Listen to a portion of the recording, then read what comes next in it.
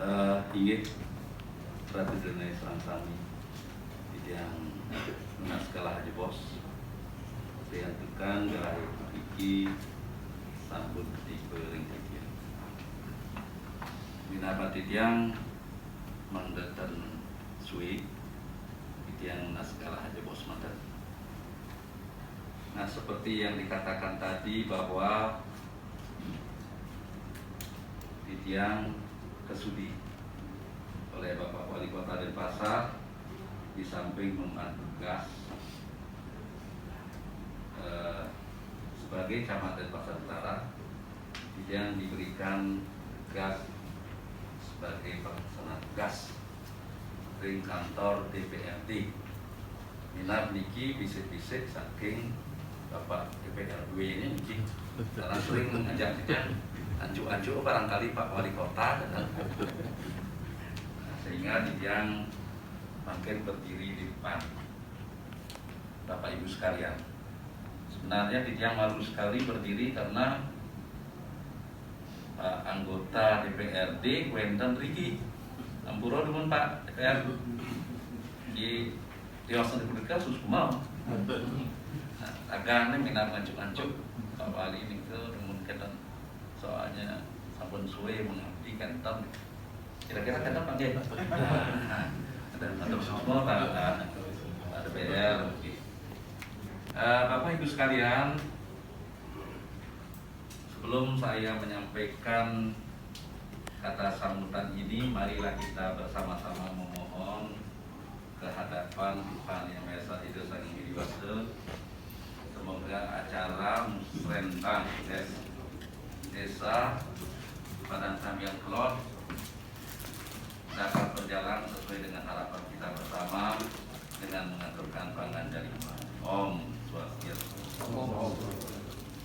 Yang terhormat Bapak para kepala dinas, baik itu dari kesehatan atau yang mewakili, dari sosial atau yang mewakili, kemudian dari Bapeda atau yang mewakili, begitu juga yang kami hormati para kepala puskesmas se-desa Padang Sambiang Kelot.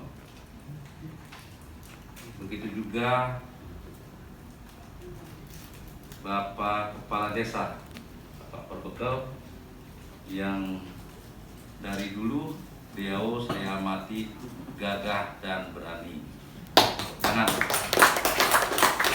Kenapa saya katakan demikian? Karena saya masih teringat 20 tahun yang lalu. Bisa 20 tahun yang lalu Titiang poleh meriki dawo Titiang dados lurah Bedungan. Di samping kantor desa buat ngerium Bapak Ibu sekalian. Buat ngerium mungkin Titiang sak ingat benar sekali di kantor desa. Kalau Titiang masuk ke surga sana ini. Sirul muka lahan niki ternyata Sang Bimo dari Padang Sambiang Kelot, yaitu tiada lain dan tiada bukan Bapak Gede Wijaya. Tepuk tangan buat beliau. Nah, lantur lantas Titiang sareng Bapak Anak Agung Puspayoga yang jatuh beli daun ngetrennya demam berdarah di ke buat ngeriuk mungkin cek bisa gitu. Yang kami hormati Bapak PLT Camat Denpasar Barat, Bapak Ketua BPD, Bapak Ketua LPM Karang Taruna, tidak kalah pentingnya Ibu Bidadari Sang Bimo, tim Ketua DKK Desa Padang Sambiang Kelot, beserta Bapak Ibu yang tidak bisa saya sebutkan satu persatu. Bapak Ibu sekalian, kita patut bersyukur kehadapan Ida Sang Yang Widi Wase, sehingga di saat pandemi COVID-19 yang sedang berjalan, yang sering disebut dengan pasca pandemi, kita semua sudah bisa melaksanakan musrenbangdes di tempat ini. Nah, artinya Bapak Ibu sekalian, artinya ini tidak semuanya sebagai penghalang.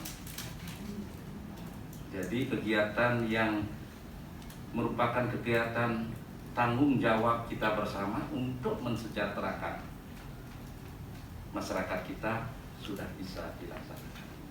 Untuk itu, saya secara pribadi, secara kelembagaan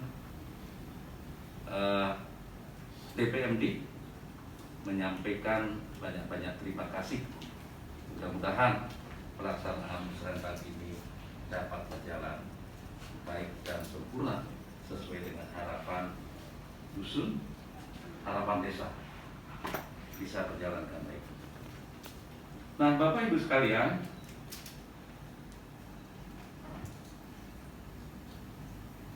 seperti juga yang kita ketahui bersama, perencanaan pembangunan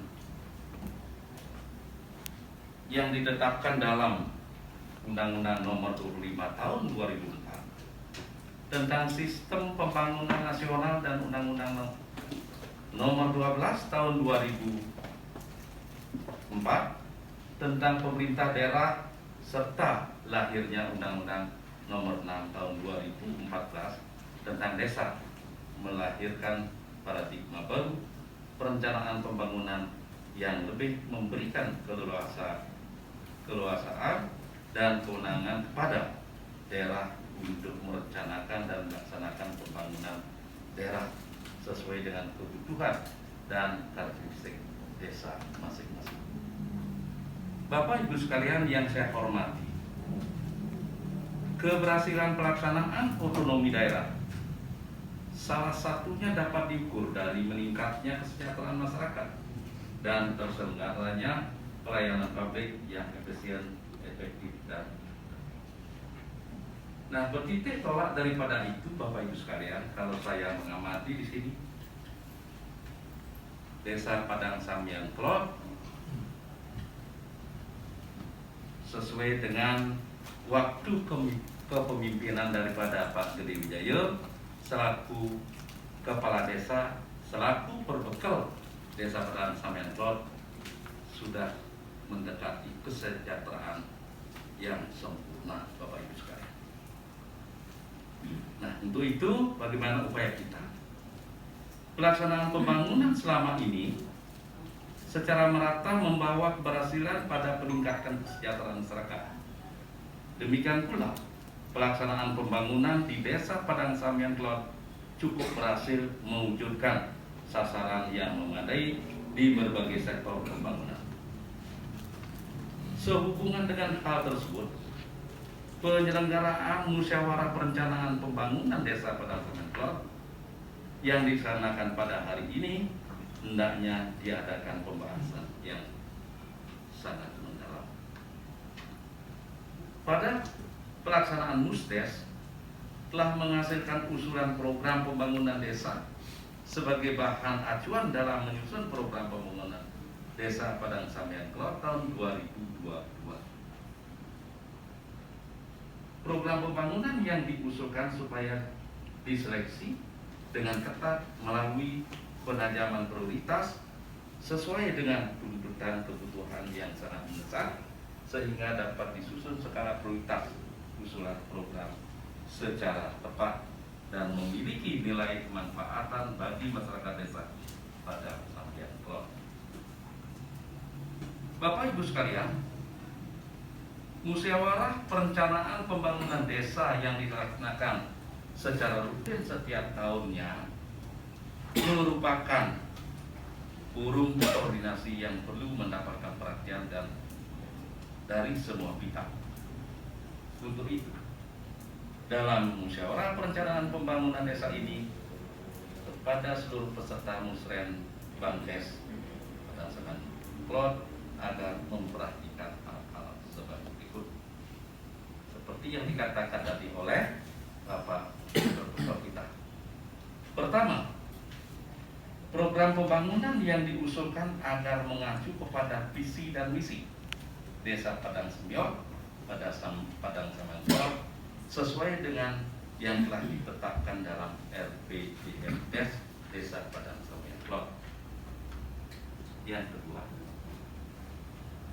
program pembangunan yang dibahas diarahkan pada kepentingan yang menyentuh masyarakat luas dan dapat menanggulangi permasalahan yang mendesak dengan tetap mempertimbangkan kondisi dan potensi daerah. Yang ketiga, mengembangkan bentuk-bentuk kegiatan kreatif yang dapat memberikan nilai tambah dan berdampak pada peningkatan kesejahteraan masyarakat. Bapak Ibu sekalian, pada kesempatan yang baik ini saya bertitip pesan. Sehubungan Bapak Ibu telah merasakan sekali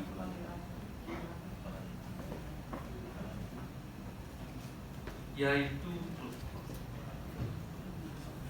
masih terjadinya, masih adanya pandemi COVID-19 seperti yang dikatakan tadi oleh Bapak Protokol, itu akan berdampak,